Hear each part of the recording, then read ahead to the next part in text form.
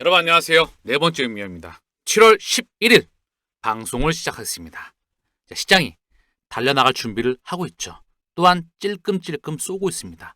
지금 나오는 상승은 상승도 아니에요. 어제도 말씀드렸죠. 오늘 자료 또한 데이터가 남게 된다. 상승을 확신하는 사람들은 결국 이 버블에 합류하게 된다. 그러나 상승을 확신하지 못하는 사람들은 이 버블에 합류하지 못하겠죠. 아직도 찡얼찡얼 되는 사람들이 있을까요?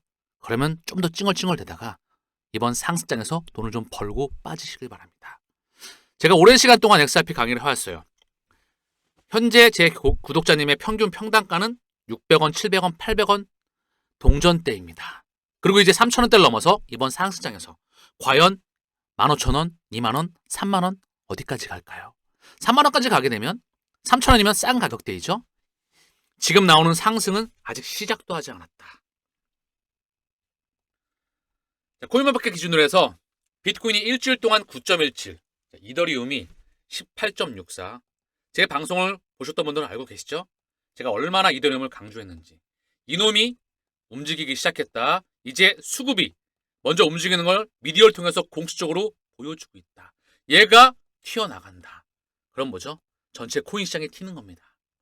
XRP가 16.89, 도지가 18.99, 까르다노가 23.58, 체인리크가 15.41, 스텔라가 28.60, 헤데라가 29.78, 시바이누가 15.91. 이렇게 알트코인으로 온기가 퍼져나갑니다. 지금 비트코인 도미넌스가 1년 기준 요만큼 내려왔는데 작년 12월 달에 미니 상승장이 있었죠? 미니 불장. 이 불장은 상대도 안 되는 역대급 알트코인의 대시즌이 열립니다. 저는 이 시즌을 일컬어서 2025년도 기관들이 알트코인으로 들어오는 ETF를 통해서 알트코인으로 들어오는 원년이 바로 2025입니다. 그러면 알트코인 시장은 얼마나 작을까요? 자, 이더리움이 시가총액 2위인데요. 비트코인 대비해서 시가총액이 한 9분의 1 토막 나 있어요. 시가총액이 9분의 1 싸다는 거죠. 정말 시장 규모가 작죠. 시가총액 2위가. 전체 알트코인 시장은 정말 요만합니다. 이제 첫 돌 지난 그런 애기만도 못한 크기라는 거죠. 그러면 기관들이 여기에 자금을 좀만 쏘면 스프링처럼 날아가 버릴 수가 있어요.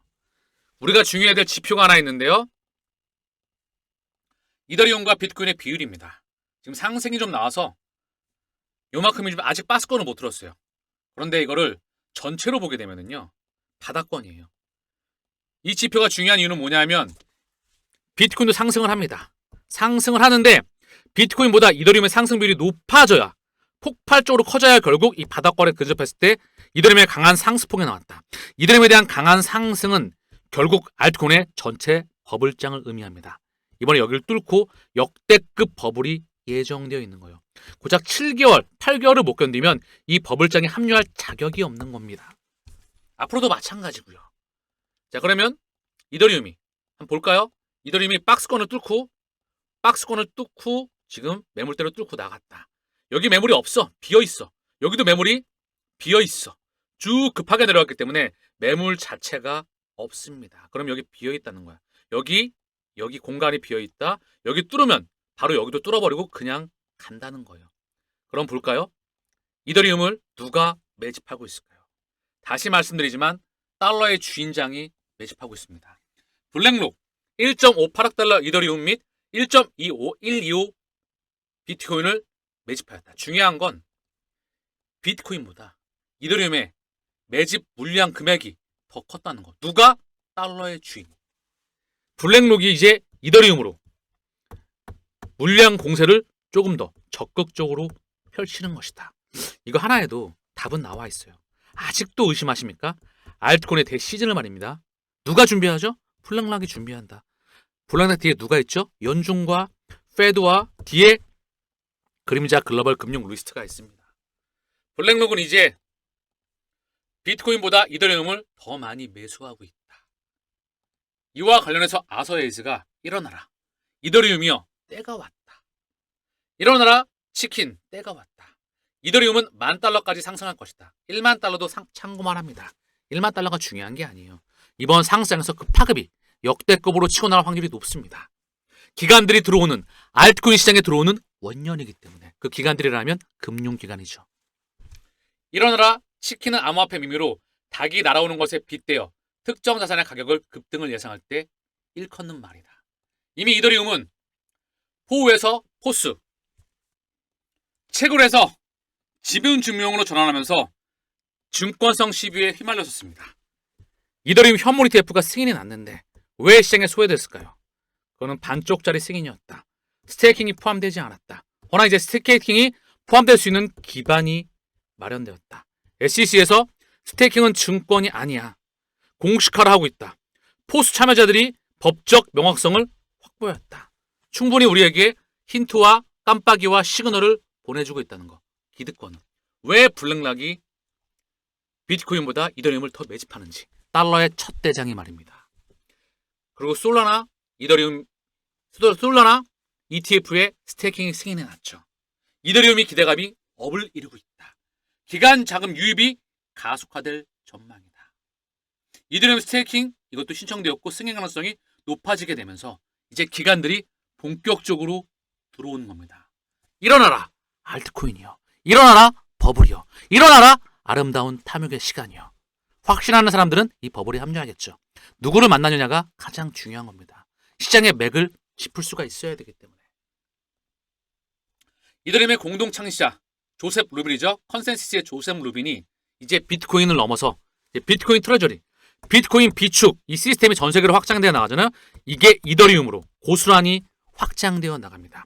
이더리움 비축 전략, 생태계 성장의 핵심이다. 이 말을 던져주고 있죠. 의미하는 바가 무척 크다. 이게 XRP로도 확장되어 나갑니다. 이게 전체 알트코인 시장과 맞물리게 된다.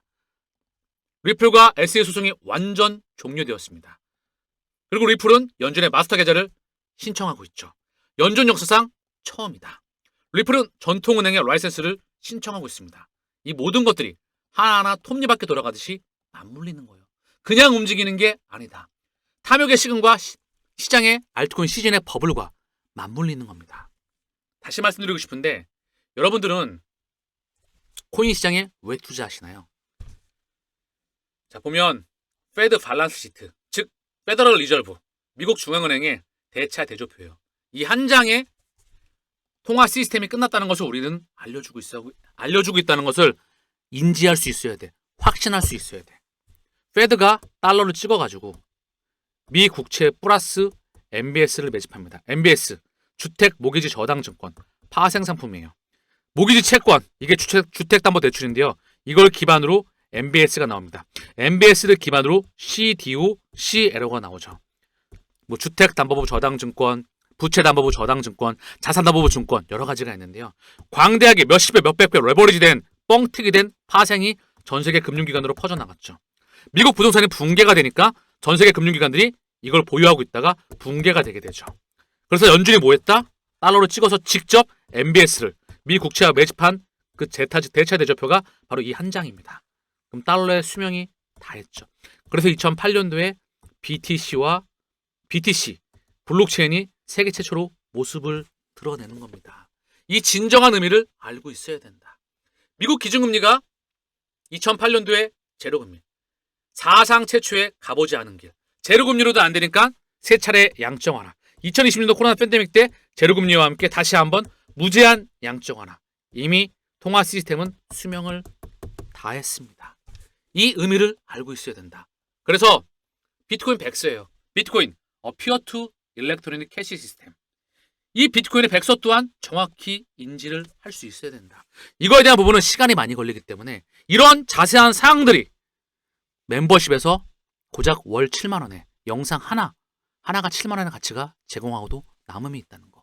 이 진정한 값어치의 뜻을 알고 있어야 된다. 이더리움과 리플에 왜 투자하시나요?